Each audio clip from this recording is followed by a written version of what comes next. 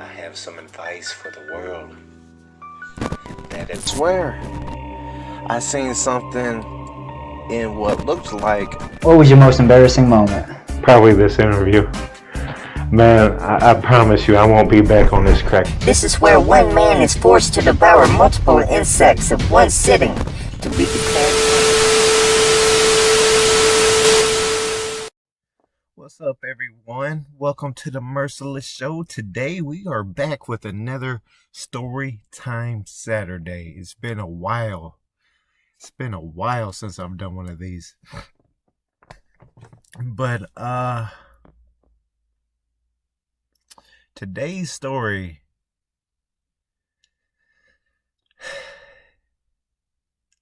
is, I gotta be honest, it's not a story that I want to tell. But it's a story that I need to tell. Because it has a message, and that message at the end of the video will be crystal clear.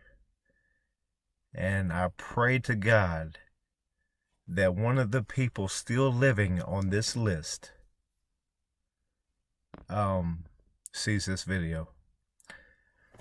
So please, if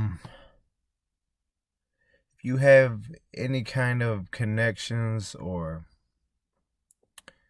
if you know anyone that knows these people personally, please share this video so they can see it. All right, now the list of these people.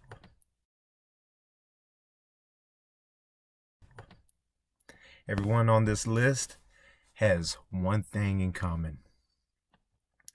Yes, that's me on the end. I took that goofy picture on purpose. Man, I really don't know where to start.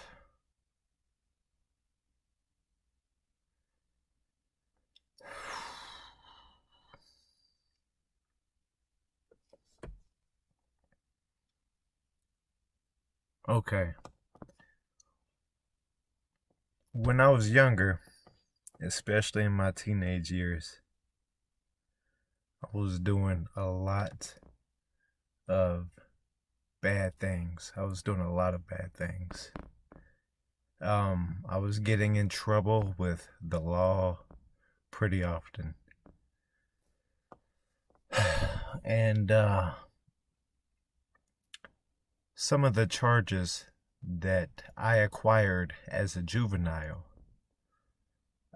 got me sent to multiple foster homes.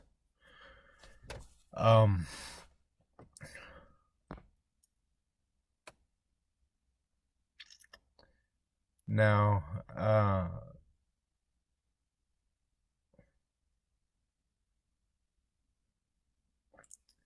all right, a little background about some of the stuff that I was doing, so you get the idea.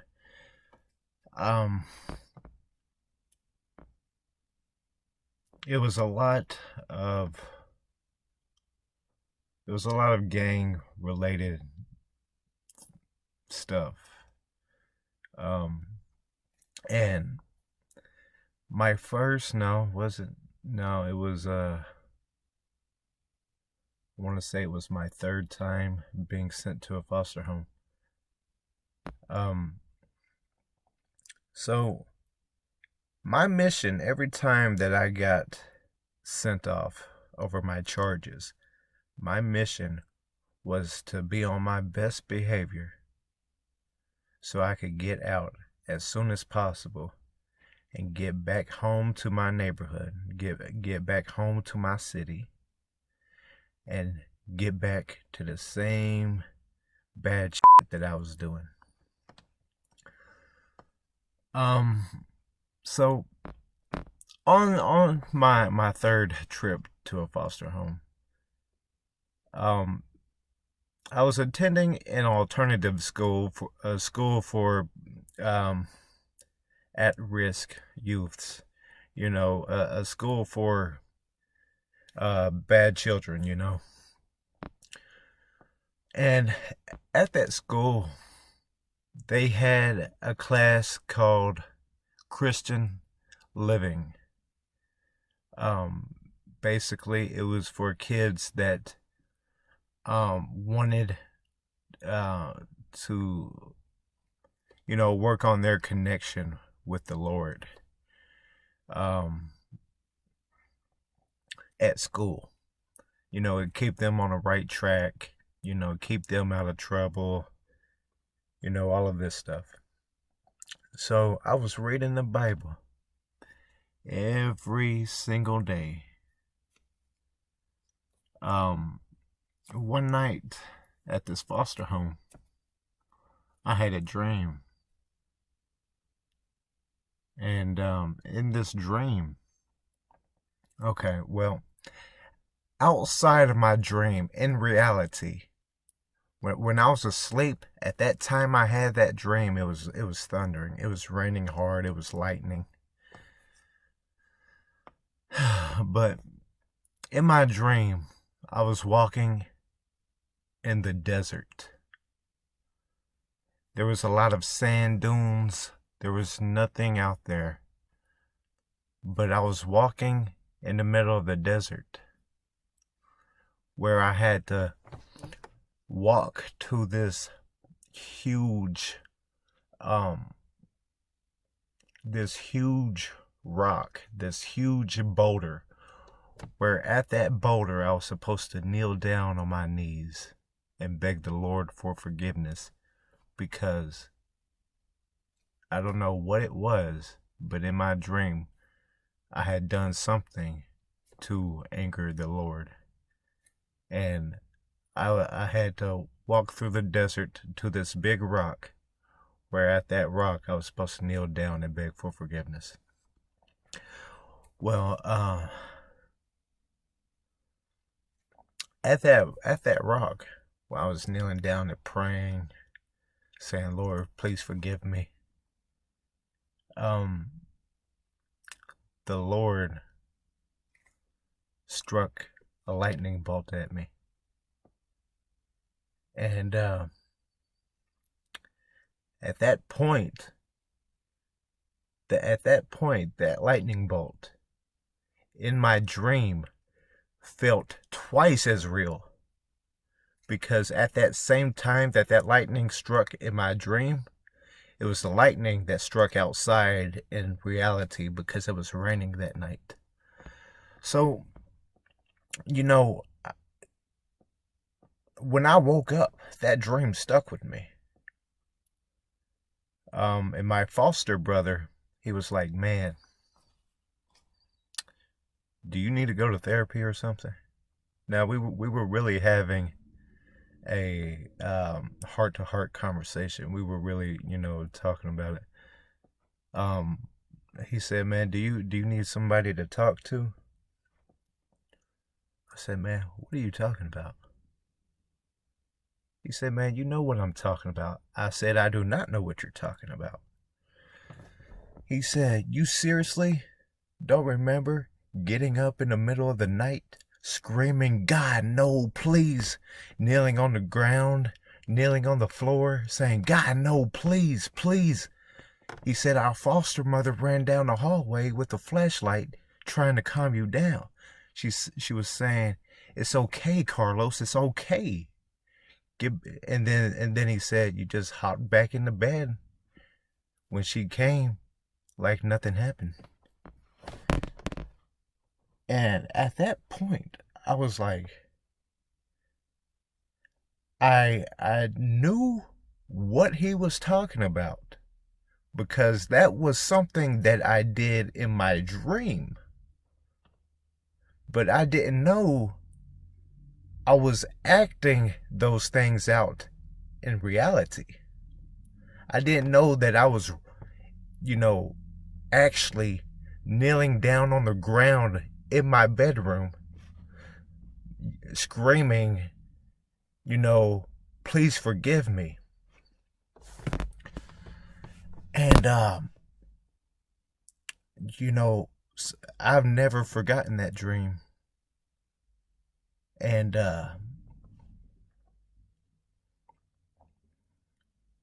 And I probably never will.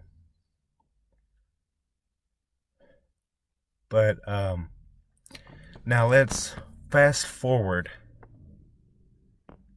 a few months when I was on my best behavior and I made it back home.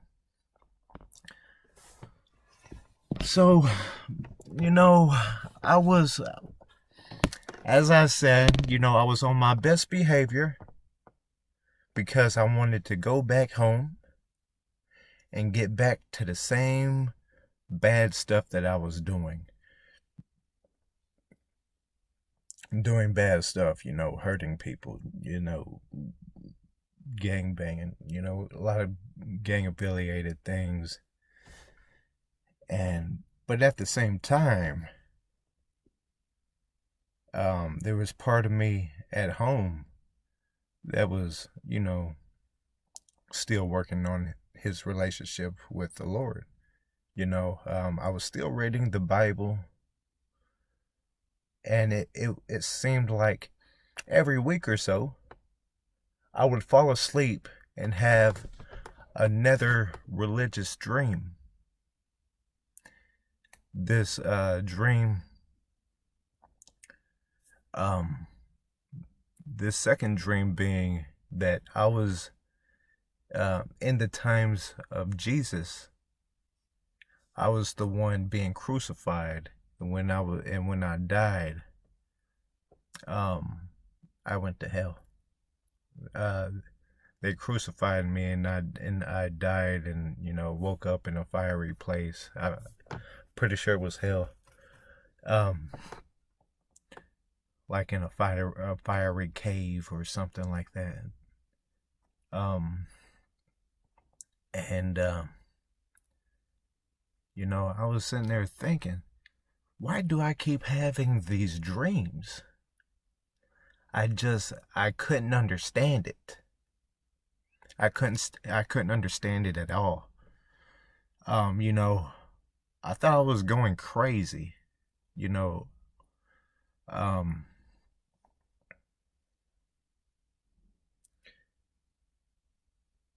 was my poor interpretation of me having these religious dreams back then when I was probably 15 or 16 years old, having these dreams all the time.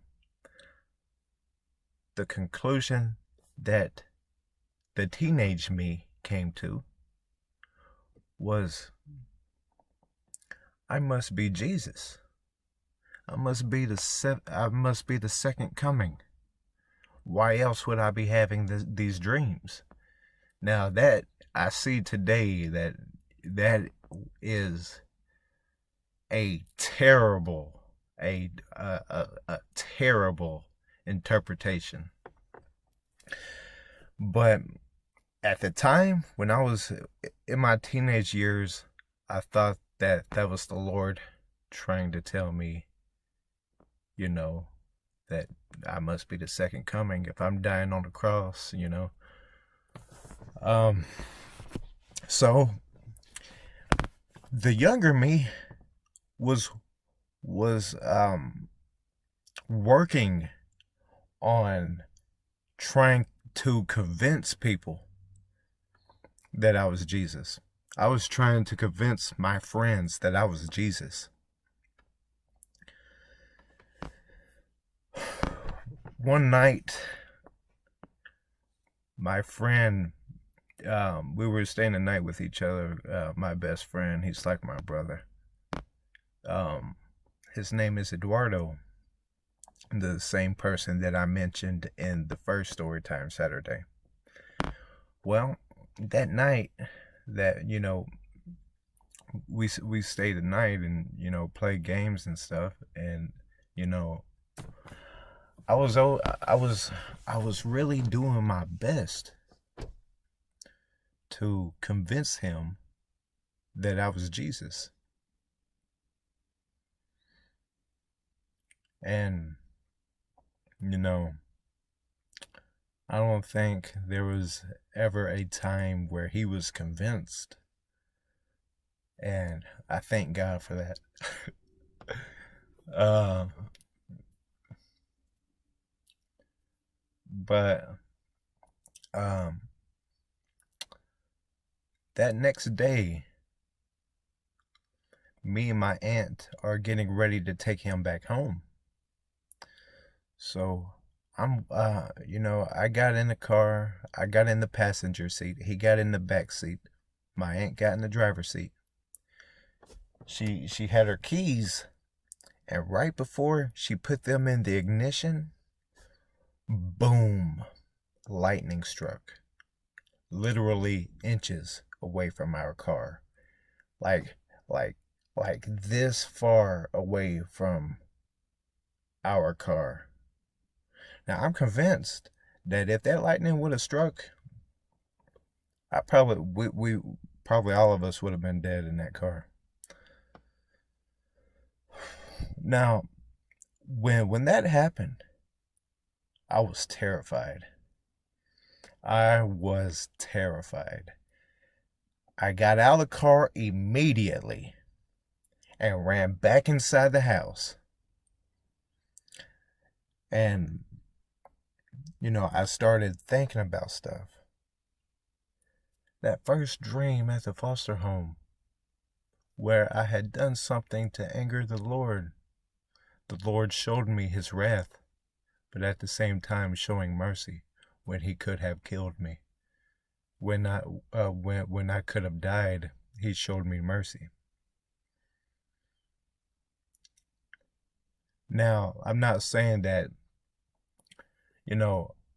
at this time that I was home, I got out of the foster home, got back home, and went back to doing the same shit. Now, that would be enough. I was already doing bad stuff.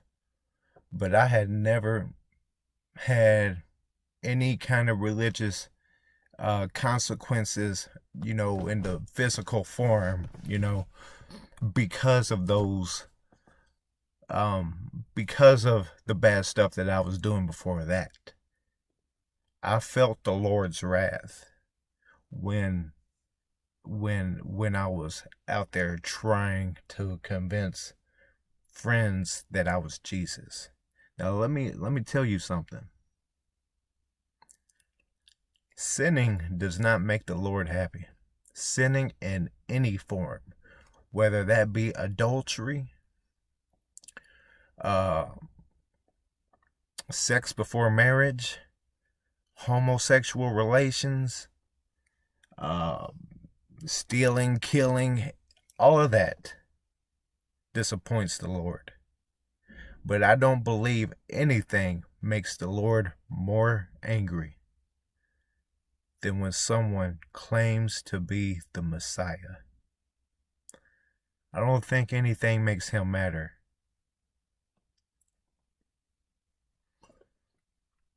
And I tell this story because that one thing that I had in common with all the rest of those people in that list that I showed you, the one thing we had in common was everybody on that list has or still does claim to be Jesus. Now, let's see. Charles Manson, Marshall Applewhite,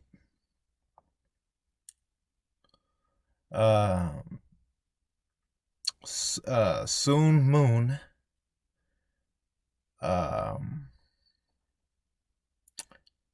and Arnold Potter.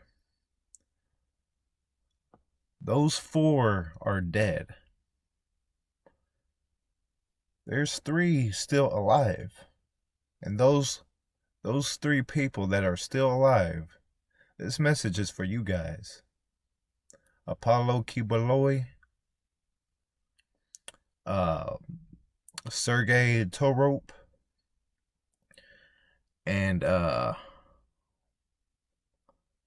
Alvaro something.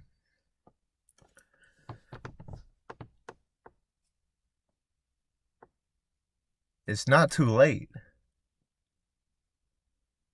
It is not too late. As long as you're breathing, it is never too late to fix the issues that you started, to tell the truth to the people that you lied to. Because I felt the Lord's wrath. I felt the Lord's wrath. Well, the Lord showed me his wrath. But at the same time, he showed mercy when I could have died. He showed mercy. And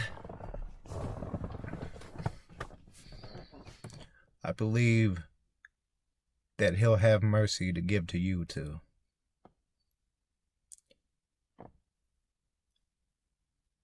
No matter how far you get within your lies, whether you start gaining 10 million followers, it doesn't matter if you only have 1 follower or 1 million followers.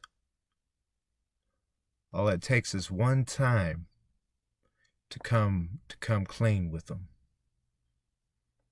Say, I've lied to you. I have deceived you, and I'm sorry. Late is better than never.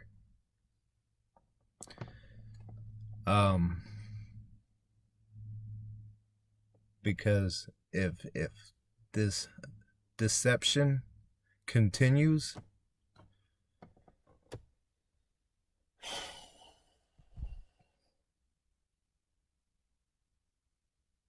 it might be too late. Someday we're all gonna die. None of us is gonna live forever. Doesn't matter if you claim to be immortal or not. We're all gonna die.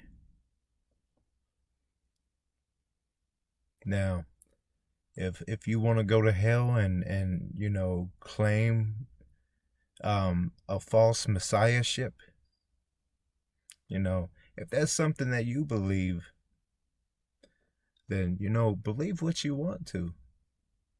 But don't drag others to hell with you.